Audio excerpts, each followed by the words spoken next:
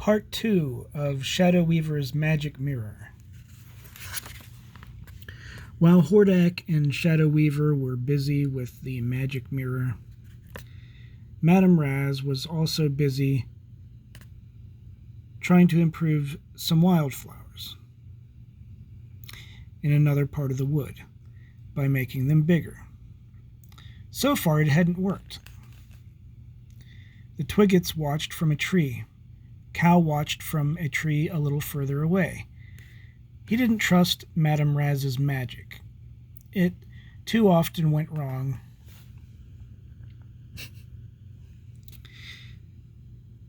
Broom to mushroom. She had already made it snow, caused one of the Twiggets to float upwards like a balloon, and turned Broom into a toadstool. Cal moved even farther back. Most people get better with practice, he thought, but not Madame Raz. Madame Raz waved her arms, twirled round 3 times, and began. Then she pointed to a buttercup in the grass and cried, "Sun and wind, sand and sea, in the forest, greatest bee." For a moment nothing happened. Then, with a loud and angry buzz, a bumblebee, the size of a twigget, rose into the air. "Oh dear," cried Madame Raz. "I meant bee, not bee."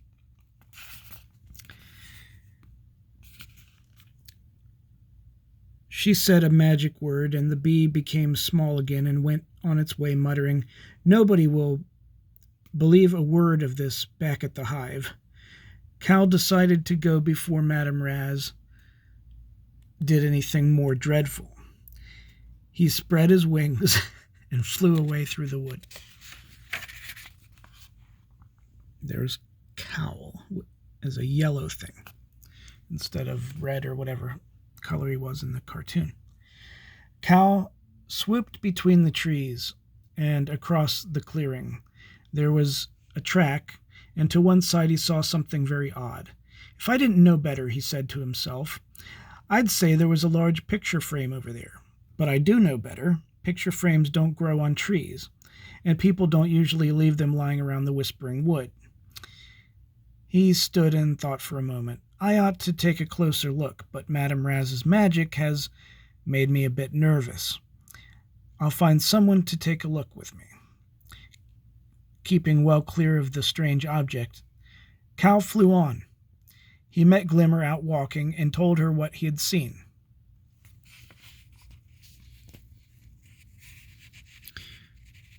"You are a bit of an old silly," she said, smiling, "but if you want, I'll come with you, and we can look at the strange thing together."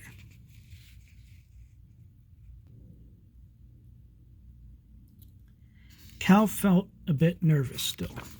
He hoped that the mysterious picture frame might have vanished or that the owner might have come and taken it away, but it was still there, half hidden by the trees.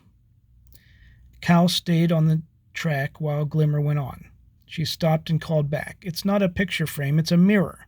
Someone has set up a big mirror. What a strange thing to do. I wonder why." In the cover of Briar Patch, Shadow Weaver hissed to Hordak, "Any moment now, she'll find out." Glimmer stood in front of the mirror. She looked at her reflection and smiled. Her reflection smiled back at her. Then it did something else. It stepped out of the mirror and stood looking at her.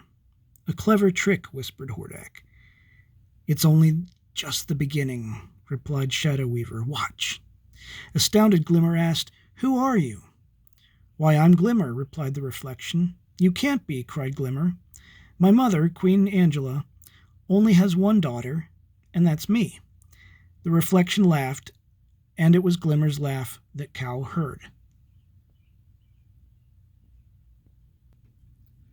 But there was worse to come. Glimmer and her reflection stood side by side so that they were both reflected in the mirror. Both reflections now stepped out. There were now 4 Glimmers. Glimmer called, "Help me, Cal." The others did the same. Cal could no longer tell which was the real Glimmer. Help me, Cal. Help me, Cal. Help me, Cal. Especially as more and more stepped from the mirror. I'll get help, called Cal. Please hurry, cried all the glimmers together. And there's Cal zooming away. As Cal flew as fast as he could to get help, Hordak and Shadow Weaver shrieked with glee. A few more in the trap, laughed Hordak, and they will be so busy working out who is who that they will have no time to meddle in my affairs.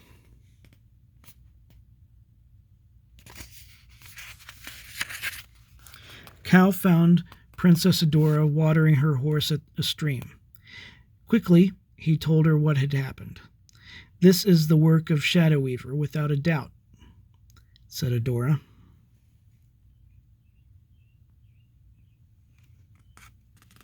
Cal gladly perched behind the princess on Spirit and showed her the way to the magic mirror.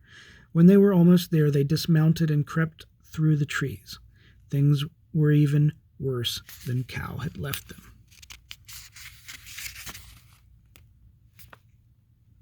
Wow, so many glimmers. The mirror was almost hidden by a huge crowd of girls, all looking exactly like Princess Glimmer. There were even some birds and small animals which had strayed too close to the magic mirror. Adora called, "Glimmer, which one is the real you?" "I am," they all called at once. A wild cry of laughter made Adora look around.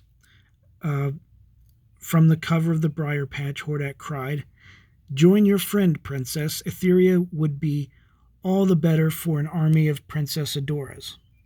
Perhaps I can help you to make up your mind." He fired a bolt from his energy weapon, and Adora dived for cover behind a tree. This, she thought, is a task for She-Ra, Princess of Power.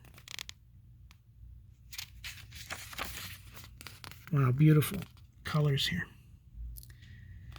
Leaving Cal to keep an eye on things, Adora hurried to where she had left Spirit. Drawing her sword, she cried, "For the honor of Grayskull." In an instant, she was transformed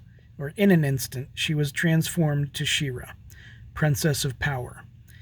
In a blaze of mystical light, Spirit became Swiftwind, the winged unicorn. Leaping to the saddle, She-Ra cried, "Up, Swiftwind!"